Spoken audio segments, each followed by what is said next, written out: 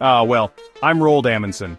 You might know me as the first man to reach the South Pole, but, let me tell you, I wasn't always the intrepid explorer you've heard about. Picture this: a desolate, icy landscape stretching as far as the eye can see. Sounds exciting, right? Well, to the younger me it was about as appealing as a frozen herring sandwich. You see, back in 1910 I was just a mild-mannered Norwegian sailor with a penchant for, well, not freezing to death. Yes. Definitely staying away from that big white blob at the bottom. But fate, that fickle mistress, had other plans. One day a letter arrived that would change everything. Expedition leader. Unavailable? You're now in charge? Oh, for the love of Lutefisk. Suddenly I was thrust into the spotlight. Me! The guy who preferred his adventures in book form, thank you very much. What would you do, old friend? Probably something brave and foolish, I'd wager. And then, wouldn't you know it, the portrait winked at me? Or maybe that was just my imagination running wild with panic. Well rolled, old boy. Looks like it's time to either sink or swim. Preferably swim, given all that ice. And so began the frantic preparation. Every woolen sock, every map, every bit of equipment seemed to mock me with its potential for frostbite or failure. But there was no turning back now. Little did I know this reluctant decision would lead to one of the greatest adventures of my life, but that's getting ahead of ourselves. First we had to survive the journey south, and my own self-doubt. And so began my transformation from reluctant sailor to polar explorer. It wasn't going to be easy, but then again, nothing worth doing ever is. Especially when it involves sub-zero temperatures and the constant threat of becoming a human icicle. As we sailed towards the unknown, I couldn't help but wonder, was I heading towards glory or glacial disaster?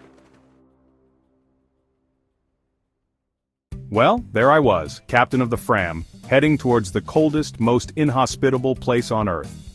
Talk about a career change, eh? The crew wasn't exactly brimming with confidence in their new captain. I could practically hear their thoughts. Who put this landlubber in charge? All right, men. Let's, sail southward, to glory. Or, possibly to our doom. It wasn't exactly the most inspiring speech in naval history. But hey, we were moving in the right direction. South, very, very south. Is it too late to turn this into a Mediterranean cruise?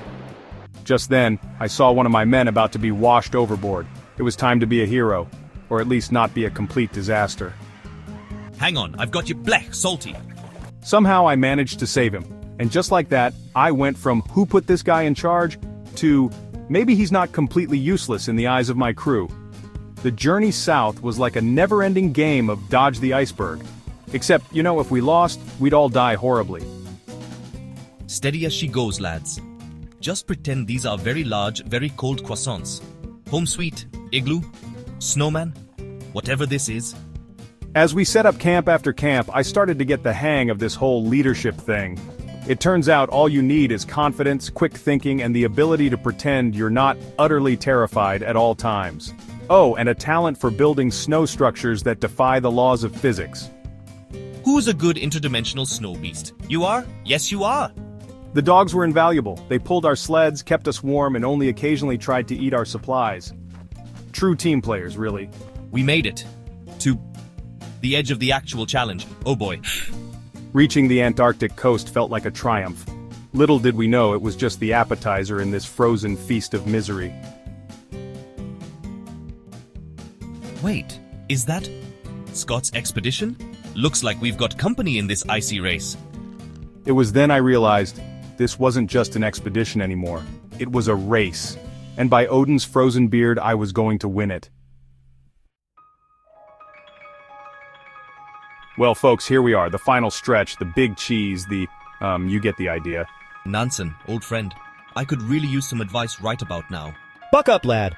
You've got ice in your veins. Quite literally at this point, I'd wager. Now, I'm not saying I was hallucinating from the cold, but actually, yes, that's exactly what I'm saying. Right then. Time to pull myself together. Quite literally. Lads, unless you fancy becoming rather dapper ice sculptures, I suggest we regroup. And would you believe it?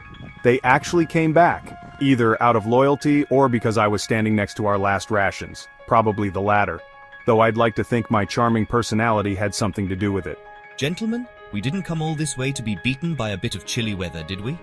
No, sir, we came to be beaten by a lot of chilly weather. Ah, Norwegian humor. dry as our rations and cold as the wind. But it did the trick. With renewed determination and only slightly frostbitten extremities, we prepared to face the final leg of our journey. Little did we know, the real adventure was just beginning. By Odin's frosty beard, we've done it. We've actually done it. Gentlemen, prepare yourselves for the most anticlimactic moment of your lives. The South Pole. Turns out it looked an awful lot like everywhere else we'd been, just souther. I claim this godforsaken ice cube for Norway. Back home I found myself a changed man. Still not fond of the cold, mind you, but with a newfound appreciation for thermal underwear and hot cocoa. The bonds forged in the Antarctic ice proved stronger than any I'd known. These men weren't just my crew anymore, they were my brothers in frostbitten arms. Well, old girl, where shall we go next? Somewhere warm, perhaps? And that, dear friends, is how a reluctant sailor became an explorer. It just goes to show, you never know what you're capable of until you're faced with the choice between greatness and becoming a human popsicle. Oh, look at that. The end. Much like our expedition, eh? Just when things were getting interesting, or hypothermic. Same difference, really.